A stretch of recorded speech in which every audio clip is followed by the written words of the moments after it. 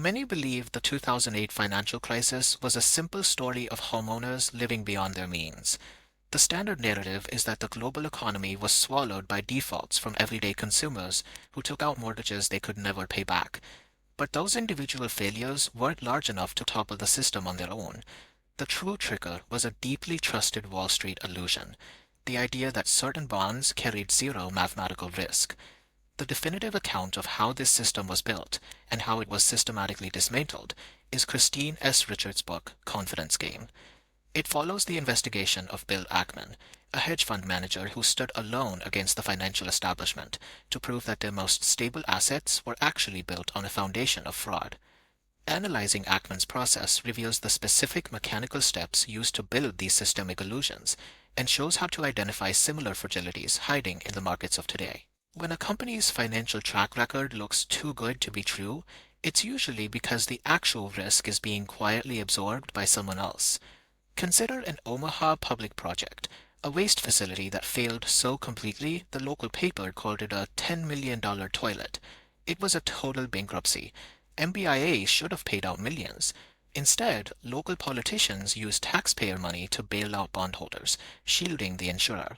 Because the city intervened, MBIA avoided the payout, using that manufactured success to market a mathematically impossible no-loss record.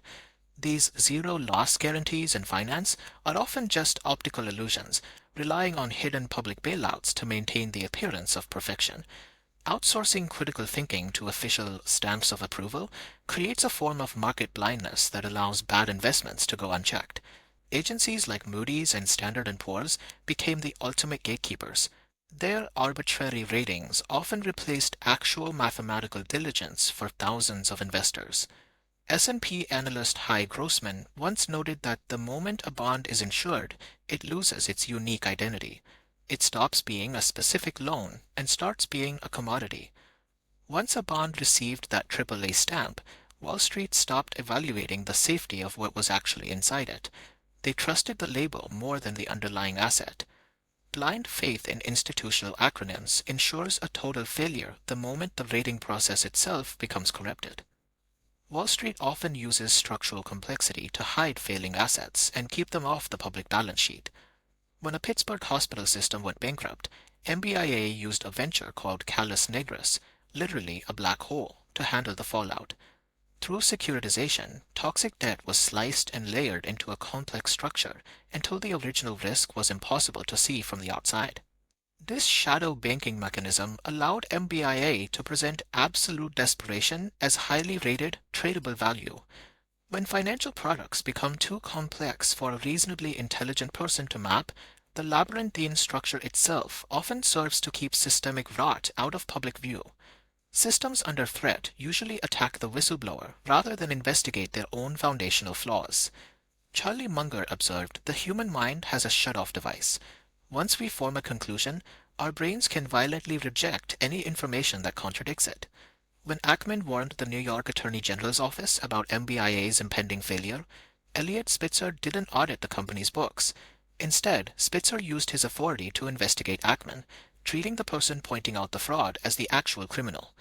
Institutional authorities are often incentivized to protect the prevailing worldview, making them deeply hostile to any data that threatens their delusion.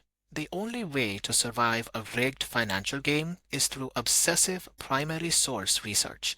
Ackman once spent an entire fishing trip questioning his guide, Oliver White, with relentless why logic tests to see how deeply he understood his own craft.